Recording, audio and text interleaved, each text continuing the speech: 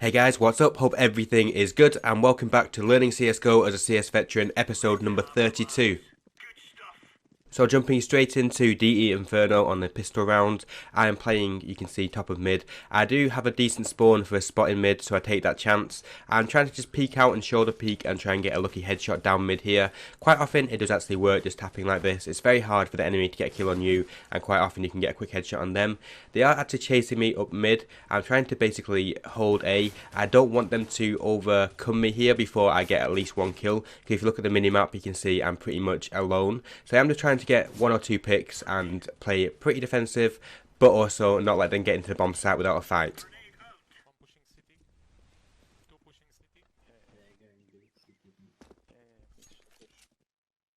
So there's now 3 terrorists alive and at least 2 people pushing T-spawn. You can see they get a kill onto the guy playing in B here, leaving it a 3-on-3 situation. I do spot one guy as my teammate returns a kill, but then gets killed himself. So it's now a 2-on-2 situation.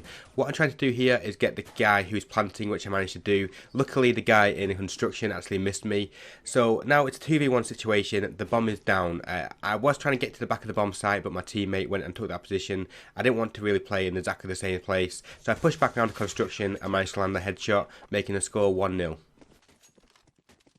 The first anti-eco was pretty uneventful. Here on the second anti-eco you can see I have a scout and a good spawn again. So I try and take a shot down mid, which I actually managed to hit. I actually got a double there, nearly killed the second guy, and that grenade left him on about 3 HP. So pretty unlucky not to get 2 kills there, but a good start to the round, which we did end up winning. The first gun round, however, didn't go so well. I was killed by someone coming out of boiler. My teammate was in boiler for the whole round, and I just stopped watching the minimap and assumed he was there. So bad on my part for not paying attention to where my teammate is playing. You can see he actually fell back to the pits. That is one thing you really need to take into consideration when playing solo queue matchmaking, is that you have to be aware of not only the enemy's position, but exactly where your teammates are playing. If I was playing with friends, I would have been sure that boiler is covered, and if it wasn't covered, I would have been told on the microphone. That is definitely not the case in solo queue matchmaking, and I should have been more aware. But this is a couple of rounds later. After losing that first gun round, we had to eco twice, and this is a second eco. I decided to make a fast play onto second mid by smoking and pushing second mid. I actually picked off the guy with the bomb, picked up his AK and wanted to get a second kill, which I did manage to do on someone dropping down into the underpass here. I didn't want to push all the way through because someone will be waiting for me there, it's just obvious. So I pushed back to second mid, and unfortunately there was 2 people there. I just didn't take my duel and died, and we still ended up losing the round, so the score is now 3-3. I did manage to open the kills up for this round with a quick AWP down mid, and my teammate followed that up immediately after with a kill on banana. So we're now in a 3v5 situation on the second gun round, and everything is looking pretty good. However, their last terrorist gets a couple of kills in banana. It is called on the microphone that he's in banana, so I rush around pretty quickly and find out he's actually pretty much in the site already, not in banana. So I gave a very cheap kill away, which was not a good thing to happen. My teammate, as you can see there, absolutely just completely missed him. I don't know what happened there. That was basically a free kill which he just gave away, and the last guy just walked straight into his crosshair on construction. So we ended up losing, I believe it was a 4v1 in a very stupid manner. It can be quite infuriating when that happens, but you have to just not focus on it too much and get on with the game. So we are on a very low buy this round. I just have a scout, so I do go for a shot down mid, which I do actually hit in mid-air, which cues some reaction in the chat. It was quite a nice shot, and it's something that I do quite often. The scout is so good on this game. If you are flying through the air, full pelt, and you just stop and counter-strafe, I'll show you on the screen now what I mean. This first clip is from the guy that I killed. You can see he doesn't really see too much, he just sees me flying across the screen and then headshotting him. This second clip from their AWP is better because you can see the actual counter-strafe motion. So what I'm doing is, before I'm going to shoot, is just tapping the opposite direction to what I'm travelling. That slows you down in mid-air and allows you to be accurate with the scout. Getting back into the same round, you can see it's currently a 4v3 in our favour. I do get a second kill with a scout onto someone in apartments, making it a 4v2. So what I want to do at this stage is play a bit aggressive. I don't really want to have a scout at this stage. I want to upgrade it for an AK, and I think if there is anyone else in apartments, he would have made a move by now. So I push with the AK and start making my way down apartments.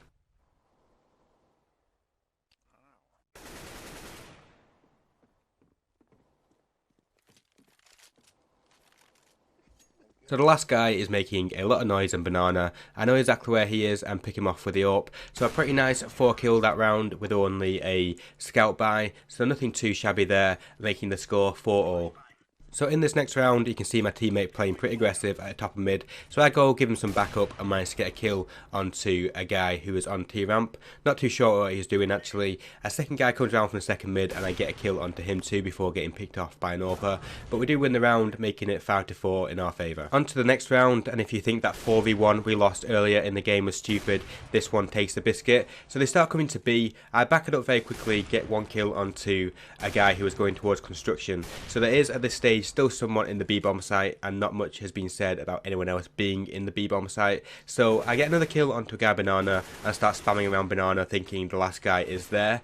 It turns out he's actually in the back of the bomb site, and I actually checked my other players' point of view and they all knew he was there but didn't say a word, and he didn't show up on my radar. So he gets a kill onto my teammate and then me and ends up winning the round. So I think that again was a 4v1 that we lost just through lack of communications. Like I say though before, you just have to kind of forget about it. It happens in solo queuing. If you're playing with teammates, you can obviously say, you know, what you're doing, you need to call it in that situation and improve. But when you're playing solo queue, there's really not much you can do about it.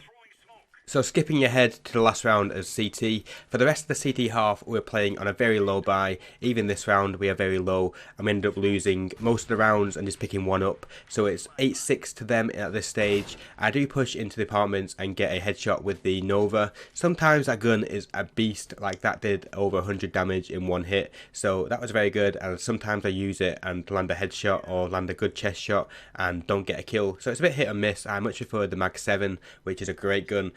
But you know, in this situation, when I was low buy, it did work. So it's now a 3v4 in our favour, and the remaining terrorists are going towards a B-bomb site. I do spot one in the site and managed to pick one off who was pushed off onto the left before killing the bomb planter, sadly just after he'd planted the bomb. So that's now a 3v1 in our favour. The last guy, it turns out, is Banana. I do miss my duel with him there, doing 54 damage, but my teammate finishes him off, and that leaves the score at the end of the first half, 8-7 in the enemy's favour. So onto the T-pistol, which we get a very good start on because a CT rushes across middle and I managed to get the pick on him. So already, straight away for free, we're in a 5v4 situation.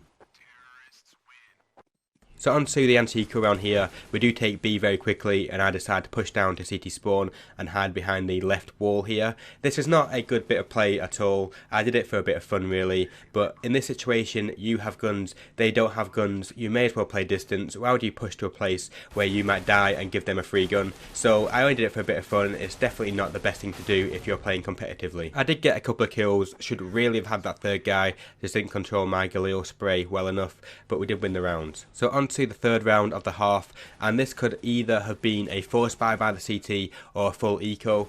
As it turns out, they full ecoed and rushed down mid, so I managed to pick off one guy on mid there, a second guy on the underpass area, and didn't know where the last CT was. He did end up knifing my teammate in second mid somehow, so I knew exactly where he was, and he got a second kill onto my teammate. I heard him running around the corner, pre-fired it and got the kill, making it 10-8 in our favour.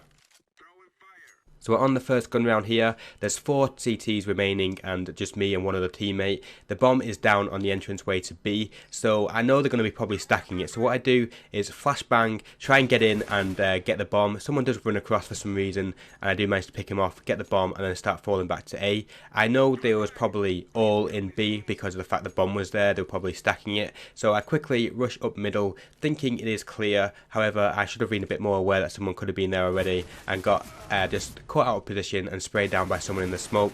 My teammate does return the kill though and goes to plant the bomb in A.